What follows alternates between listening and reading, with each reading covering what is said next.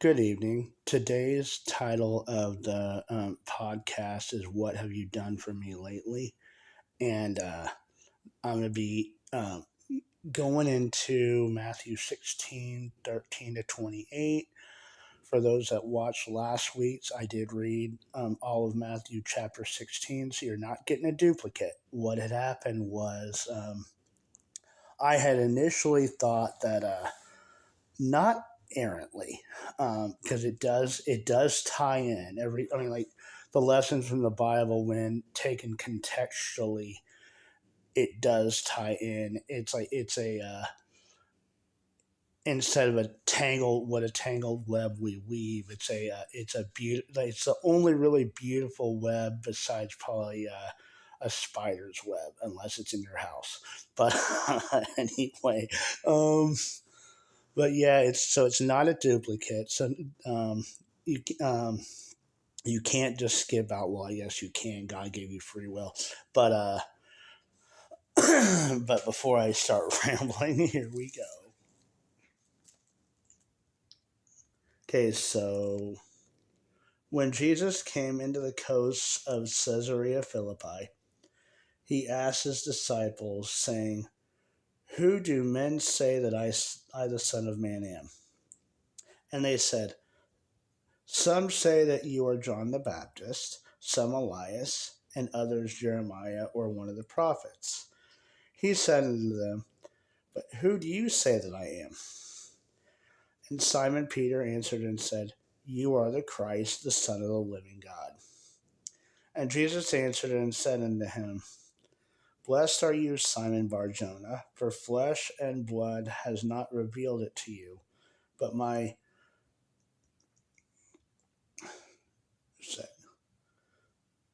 Father which is in heaven. And I say also unto you that you are Peter, and upon this rock I will build my church, and the gates of hell shall not prevail against it. And I will give unto you the keys of the kingdom of heaven, and whatever you will bind on earth shall be bound in heaven, and whatever you will loose on earth shall be loosed in heaven." Then he charged his disciples that they should tell no man that he was Jesus the Christ. Excuse me. Like, I'm dealing with the after effects of a cold or allergies. I think it's probably more likely allergies. As the stronger the wind, the more it blows into my lungs, and it's harder to kick.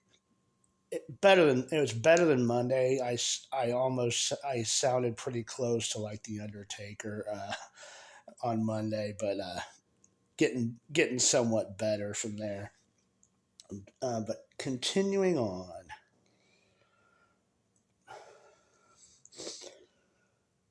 from that time forth began Jesus to show unto his disciples how that he must go unto Jerusalem and suffer many things of the elders and chief priests and scribes, and be killed and be raised again the third day. I'm on verse 22 in case I lost you with my coughing. Then Jesus took him and began to no, whoops, sorry.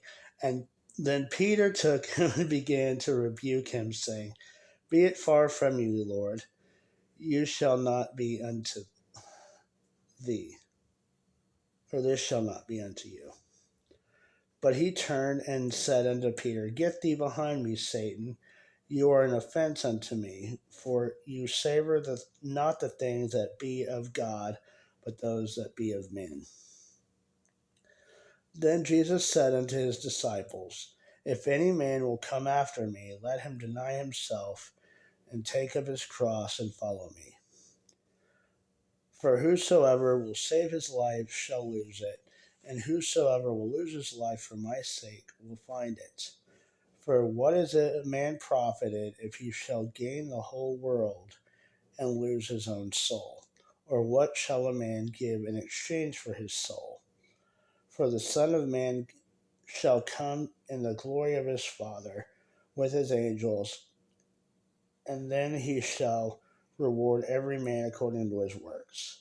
Truly I say to you, there will be some standing here which shall not taste of death till they see the Son of Man coming in his kingdom. And I'm going to do things a little bit different today as far as the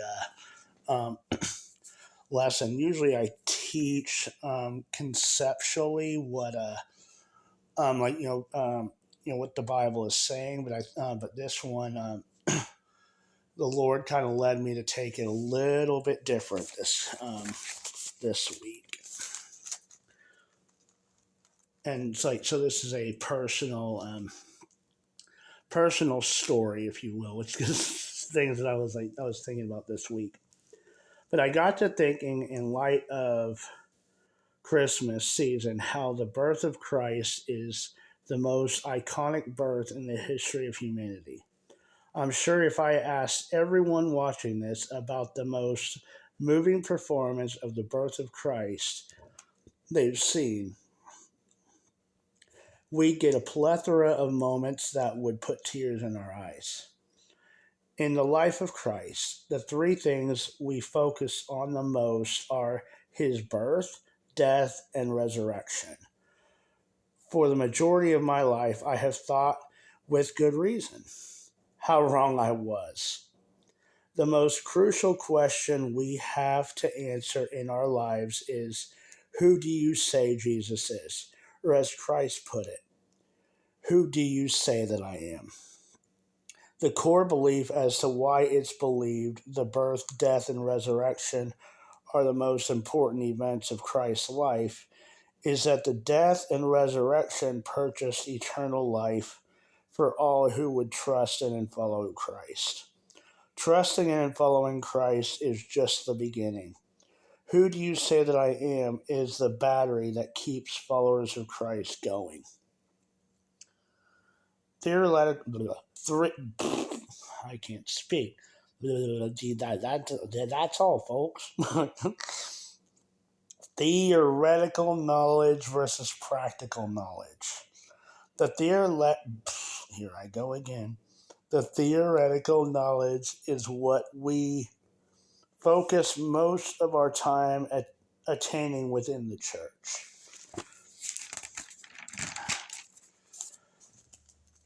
It's the practical knowledge that motivates us to attempt to walk on water like Peter did. Jesus never meant for the moment we chose to follow him to be enough. What I mean by that is he, the phrase "what have you done for me lately?" As much as it is looked at as a bad connotation. It's looked at in a bad light. It sounds selfish, but God transfers theoretical knowledge to practical knowledge through experience. Our trials or tests become our testimony as God proves himself to us. If he didn't, none of us would continue to follow him. The most humbling thing about this is God uses us to show himself real to others. There's a verse in Proverbs chapter either 3 or 4 that says, don't withhold good when it's in the power of your hand to do it. Now, this is important as followers of Christ because that is part of what transfers the theoretical to the practical for others as well, because sometimes like God's children should be seen and not heard. We say that we believe we can speak the Bible and what we believe, well, what we walk proves what we believe. And let's see where.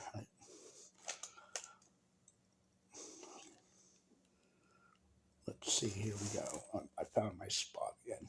Okay, it's and as far as church goes, there's a phrase I heard when I was at the old church that I went to. Don't criticize your pastor, and it never sat well with me because in any strong unit, whether it be work, church, or family, holding people accountable with what the Bible says is crucial. With accountability, sheep don't become goats, goats don't become wolves in sheep's clothing, and wolves do not destroy the church from within. Jesus warns of this in Matthew 7:15. He says, like, beware of false prophets, for they are inwardly raven wolves, even though they show themselves to be sheep. So, but yeah, those people.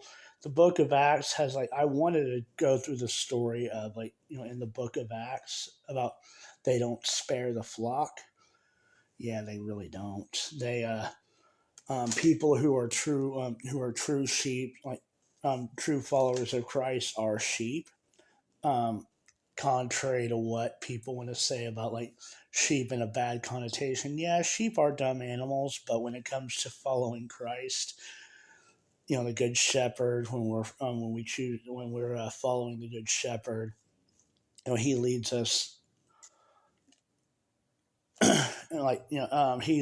leads us. I mean, he helps us with his rod and his staff to comfort us. Like, whenever we get off track, he gets us back on.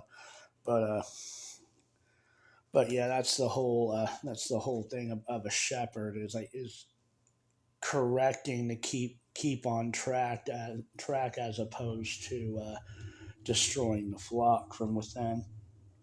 But yeah, hospital for sinners.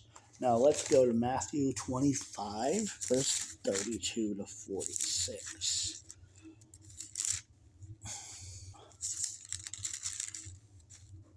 Before I read it, I'm going to get a drink.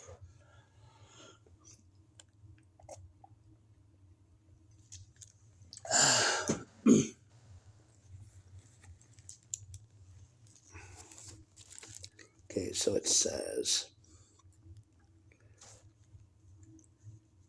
and before him shall be gathered all nations, and he shall separate them one from another, as a shepherd divides his sheep from the goats. And he shall set the sheep on his right hand, but the goats on the left. Then shall the king say unto them on his right hand, Come, ye blessed of my Father, inherit the kingdom prepared for you from the foundation of the world. For I was hungry, and you gave me meat. I was thirsty, and you gave me drink. I was a stranger, and you took me in. Naked, and you clothed me. I was sick, and you visited me. I was in prison, and you came unto me. Then shall the righteous answer him, saying, Lord, when did we see you hungry and fed you, or thirsty and gave you drink? When did we see you as a stranger and took you in, or naked and clothed you? Or when did we saw you sick or in prison and came unto you? And the king shall answer and say unto them, Truly I say unto you, inasmuch as you have done it unto one of the least of these, my brethren, you have done it unto me. Then shall he say also unto them on the left hand, Depart from me, you cursed, into everlasting fire, prepared for the devil and his angels. For I was hungry, and you didn't give me any meat. I was thirsty, and you didn't give me anything to drink. I was a stranger, and you didn't take me in. Naked, and you didn't clothe me. Sick and in prison, and you didn't visit me. Then shall they answer him, saying, Lord, when did we see you hungry or thirsty, or a stranger, or naked, or sick, or in prison, and did not minister unto you? Then shall he answer them, saying, Truly I say unto you, inasmuch as you did it not to one of the least of these, you did it not unto me. and these shall go away into everlasting punishment, but the righteous into life eternal. Now, one thing that one distinction that needs to be made, or the key one there, is when it says, the going from the theoretical to the practical is theoretically is you knew that this is what God expected of you, but the practical is you were trying to walk it out. Now, there are times we as human beings do not walk it out. I mean, we get tired. Life beats us down. That's not what he's talking about here, because realistically, your heart will always come out like in the most crucial times. You will. I mean, when you're tired, like it's okay to be tired. Life as a follower of Christ and life period is like, I mean, it's a marathon. One thing I know about running track is you get tired. You get to the point where you're like, okay, I can't do this anymore. God give me the strength, and He does. But then it's like, and then you're able to finish the race. But that's the whole that's the whole thing is, God give me the strength, and it's not good enough to say that you believe something if you're not going to make efforts to walk it out. That separates the sheep from the goats, and that's what like this verse really talks about.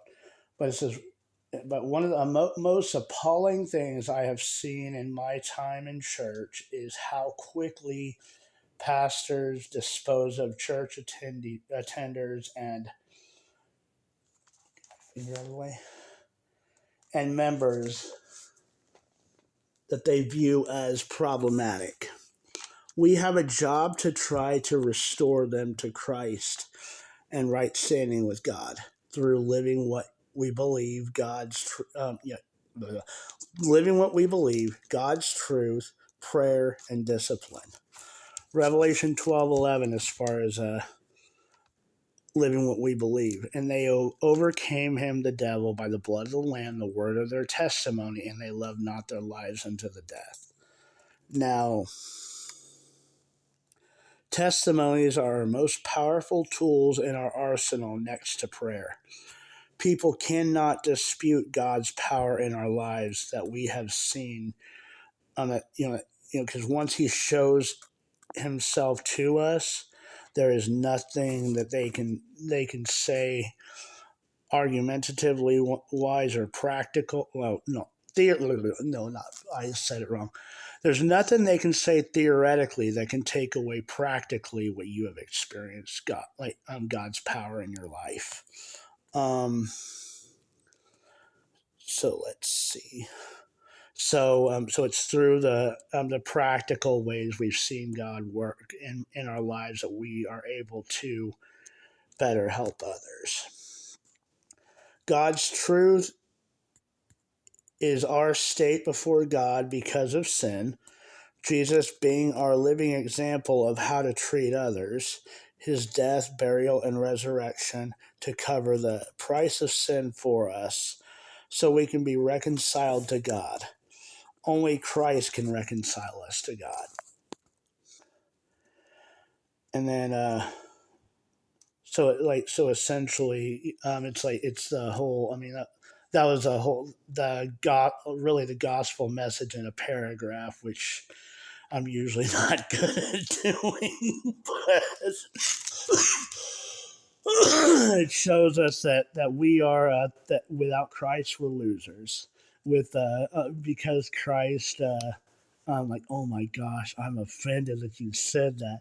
No, I'm a loser too, and I'm not talking the Three Doors Down song. Even though sooner or later I know I'll be dead, but, but anyway, but but yeah, it's like we're losers without Christ. Christ died on the cross for our sins, so that way, whenever we choose to follow Him because of Christ, we're winners again. And He is our advocate to God, so He can say, "No, they're a winner because I know them." there you go. Here I go again. Like the downside also of of cold season or allergy season, whatever, is whenever I laugh, I sound like I'm coughing or like I'm dying. I'm not yet.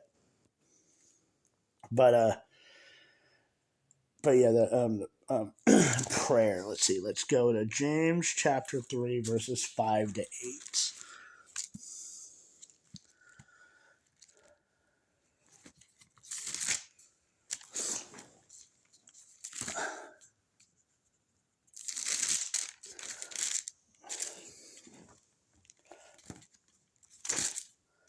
Yeah, if you ever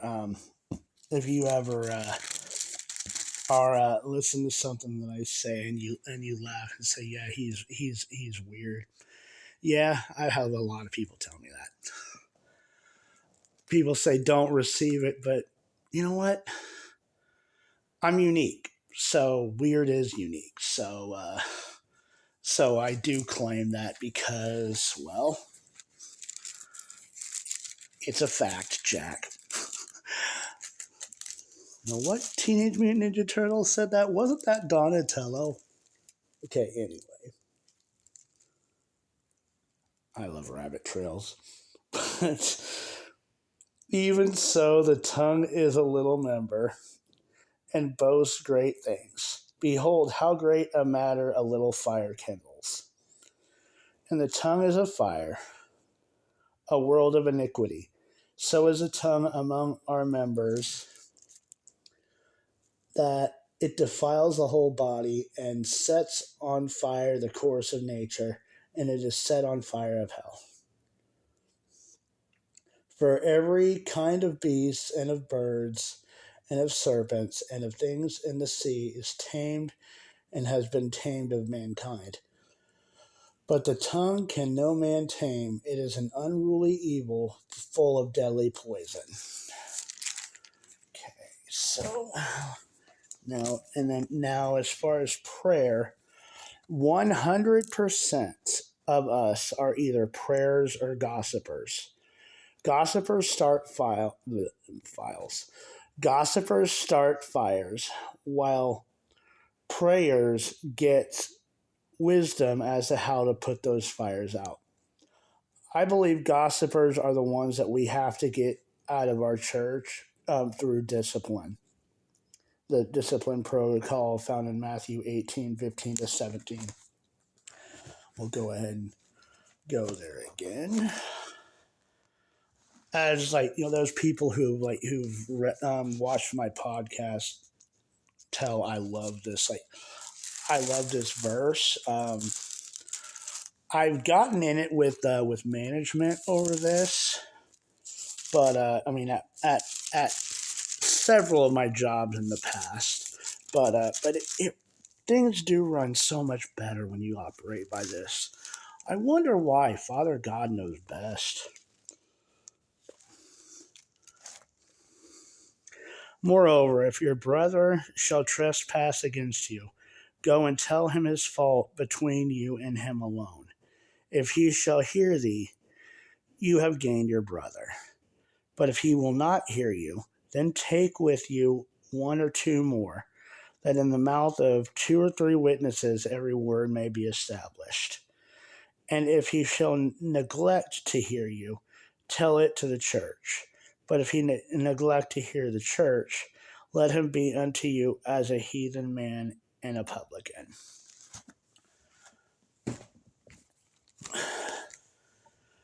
Okay, so discipline. This is important because by giving the parties that are at odds with one another an opportunity to talk things out, it may have been able to be resolved through mediation.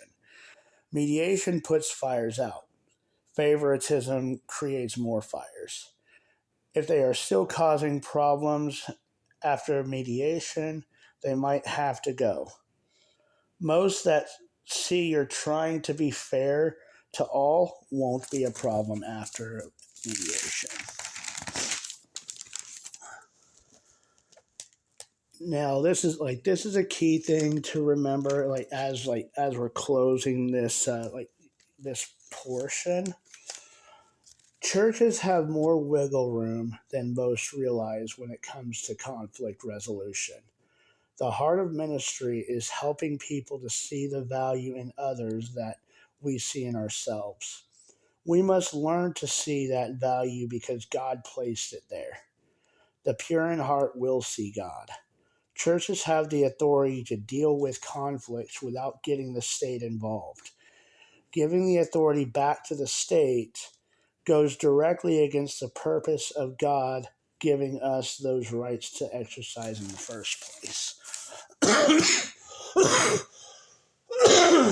So the whole idea is we're here to put fires out. We're here to bring people closer to God, bring heaven, bring heaven to earth, not not make people feel like they're walking through another um they're walking through they're walking through hell. You don't want to make them feel that. It's like I was trying to think of a wrestling quote, but it got away from me. It wiggled away. But speaking of wiggle room, you give the wiggle room, the wiggle room can wiggle away. Anyway, that's it from here. You guys have a blessed week. I will talk to you sometime next week. I know it'll probably be Friday when I do my podcast this week, so I'm going out of town. So it'll be Friday next week, and then I will then I'll get back to normal schedule afterwards. But you guys have a blessed week, and I will talk to you next week.